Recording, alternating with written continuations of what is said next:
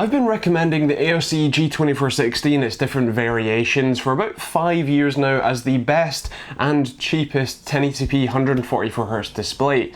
Now though, there's a new competitor on the field, and that is the Hannspree HG2460PJB. It's not as catchy of a name, it's also a much longer, more complicated name, but it's actually quite an interesting monitor, and for a very similar, if not cheaper price than the AOC one. This actually matches the AOC monitor in a number of ways, from its 24-inch size to its 1080p resolution to, as I said, the 144Hz refresh rate. It's also got 1 millisecond gray-to-gray response times, and also has adaptive sync, which is essentially just AMD's FreeSync but without the branding. And just for those of you who are going to argue with me, here's the screenshot of AMD's FreeSync being, connected to this monitor and working with an RX 480. So just it's FreeSync, just without the branding. But either way, it's still a fairly impressive monitor and is selling for, at least at the time of filming and in the UK, around about £200. So let's have a quick tour of the monitor. In terms of its kind of front-facing layout, you obviously have the panel in the center with some fairly thin, although not ridiculously thin bezels. They're also not horrifically thick, and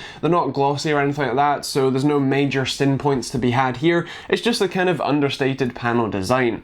In terms of the gamery aspects, the stand is where you're going to find most of those, with the V-shaped stand at the bottom, which doesn't take up too much space on your desk, but also isn't the most stable, so there's a bit of trade-offs there, and a bit of a red accent at the base. And then on the back of the monitor, you've obviously got the big Hannspree logo, but then the red accents again on the back, where you can see it's kind of aiming to be a little bit more gamery than your just standard kind of office monitor. In terms of adjustability, you have next to no tilt at all. It's kind of crazy. In fact, here is just a single shot of it tilting.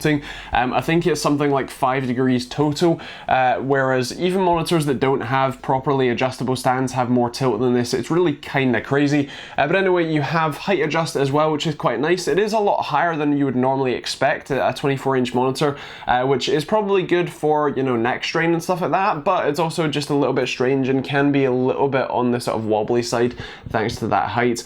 You also have swivel, although again, not too much of that, and you can rotate the monitor to be in portrait mode as well. In terms of inputs to the monitor, you have DC in with a very light and very cheap feeling power brick, but it seems to do the job. You also have 2 HDMIs and a DisplayPort. The monitor does have speakers built in, but they're really not the best. I wouldn't recommend them, and the monitor doesn't have any audio outputs, no headphone jack or anything, so I generally recommend using a headset or speakers, as they're going to be much better than the built-in ones. And finally, a quick tour of the menu system. The buttons you're going to use are down the bottom right-hand side with some slightly off-center labeling, but either way, the buttons themselves really aren't that nice. They're certainly the cheaper kind of buttons you can get on monitors, but otherwise the menu system is okay. It allows you to enable AMD FreeSync and overdrive and a few other color settings, including low blue light mode, which is always nice to see. Now that we've got the monitor on, it's time to talk about viewing angles and color accuracy. Starting off with viewing angles, from the front and side to side, you are going to be pretty impressed with this. From top to bottom though, it's pretty nasty, and overall, especially if you do rotate it to be the portrait mode monitor,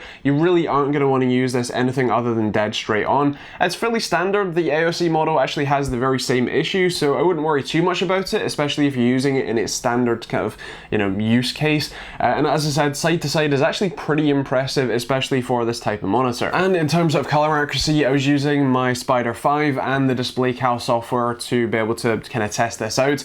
In terms of the sRGB spectrum, we had 92.5% coverage, with then 65.5% of the Adobe RGB and 67.4% of the DCI-P3 spectrum. So as kind of expected, it's an okay TN monitor. It's certainly not going to be great for color sensitive work, but if you're gaming and all that sort of stuff, which is what this is designed for, then that's just fine. And speaking of gaming, let's talk about that. Now, of course, I was running this with FreeSync enabled and 144Hz, and I've got to say that I was actually very much enjoyed the gaming experience with it. It was a very smooth, very playable experience. There was no noticeable lag or ghosting, and overall, as I said, just a very enjoyable experience. And if you're looking for a cheaper gaming monitor, and especially if you have an AMD graphics card, then I cannot recommend this anymore for gaming. It is very, very impressive for its price points. While we're at it and talking about refresh rates and stuff like that, I want to throw in this shot, which is just the UFO test with the frame skipping kind of test running to show you that there are no frame skipping here. It is proper 144Hz, so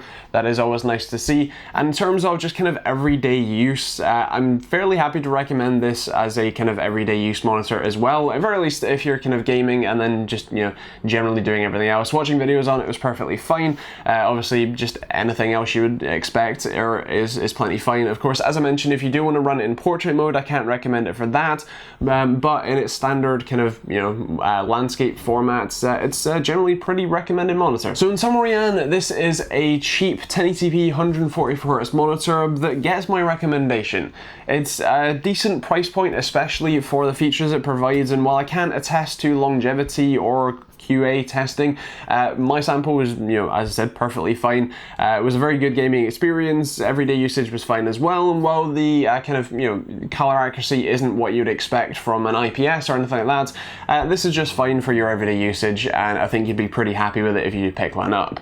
In terms of whether I'd put this one on my desk, if I wasn't running all of my other existing monitors, then I'd be pretty happy with this, especially if I was still running a sort of single or maybe dual monitor setup. This would be a very nice addition to that setup, and I'd be pretty happy to do so. Now, of course, as always, if you want to buy one of these monitors or you want to check out pricing when and where you watch this, especially to see how it compares to AOC and ASUS's offerings in the same sort of category, then make sure you check out the top link in the description. That will take you to your local Amazon store. Of course, you've also just heard my thoughts. I would love to hear yours in the comments down below. Is this a monitor you're interested in? Is this something, you know, a brand you've never heard of and you're not very interested in them? Or is this something, you know, you've already got your monitors, you can't afford it, anything like that? Let me know in the comments down below. If you want to support the channel and keep me making these videos on a Monday, Wednesday, and Friday with live streams on Thursday night basis, then you can check out all the links in the description. There's private internet access, which is a great cheap VPN that I use myself and highly recommend. There's also Amazon and Overclockers UK affiliate links, which also massively help me out, and I genuinely thank anyone who uses them. There's also Patreon, and thank you to all of the patrons, by the way. You guys are awesome and genuinely help me kind of pay rent and stuff like that, so thank you to you guys. And otherwise, there's plenty of other videos over here. If you want to see more videos in the future, then make sure you hit that subscribe button, and otherwise that is pretty much it. Thank you for watching, hope you enjoyed it, and we'll see you all in the next video.